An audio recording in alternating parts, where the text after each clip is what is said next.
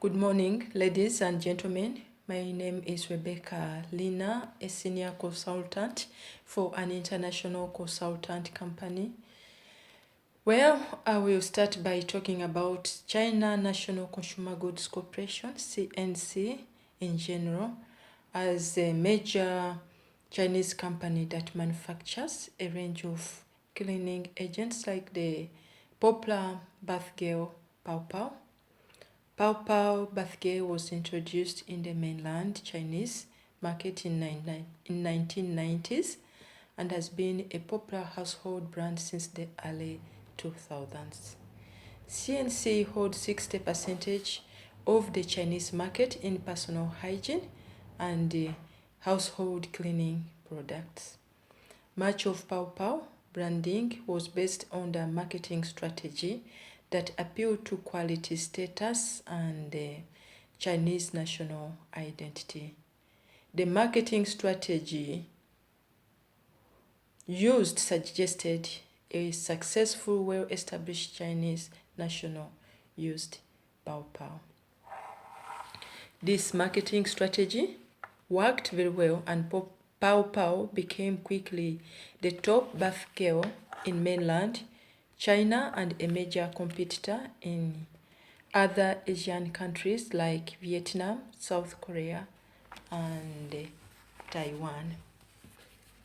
CNC soon realized that there might be a niche for their product in Europe, and the Shenzhen office quickly set up teams in the UK, France, and Germany to market and distribute Pao Pao throughout mostly Western European countries. In 2007, Pao Pao began to be distributed in consumer outlets on small scale, but had little success. Many Europeans equated the bath gel with what they perceived to be poor quality from China, and the European marketing strategies mimic what was established in China, and this did not boost consumer confidence. Many Europeans can also not relate to the heroes of China due to cultural differences. In 2010, a new globalization strategy was adopted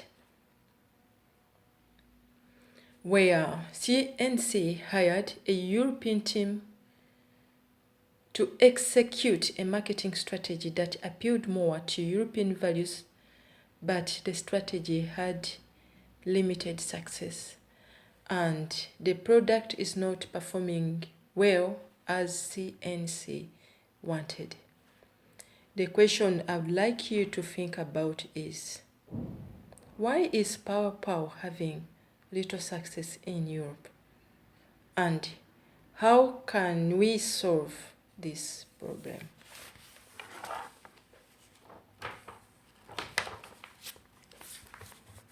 As you reflect on those questions, I would like to draw to your attention one of the biggest challenges CNC is facing is the controversial commercial for the bath gel Pao Pao, which was uploaded to numerous video sharing sites such as YouTube and has been viewed by millions of people worldwide. This commercial has an extremely negative impact on the company's image throughout Europe. Since the Pao Pao commercial first appeared in the mainland China, activists and the social media users such as Twitter and YouTube demanded for an apology from CNC, calling the company racist, or worse, the Chinese culture racist. If CNC wants to expand beyond China and compete in the global market, management needs to reconsider how they brand CNC products to avoid situations like the Pao Pao commercial incident. The company not only needs to counteract the negative impact the Pao Pao commercial has as racist company has on the European market, but also needs to revise the overall marketing strategies. Unless it is so, the European sales would see a sharp decline. The company should not only provide apology when situations get out of hand, but be able to solve issues when they arise to avoid widespread of negative information. It was very unprofessional how CNC handled the Pau Pau scandal. The company should try to be open and willing to accept criticism and advice from their staff, distributors, and the public to make the product meet customer needs and to gain a competitive advantage against other companies, mostly their competitors. The approaches the company is using to advertisement are behind times, and this does not and the company does not consider the impact of digital technologies or social media on product branding. In this changing society, all this needs to be changed.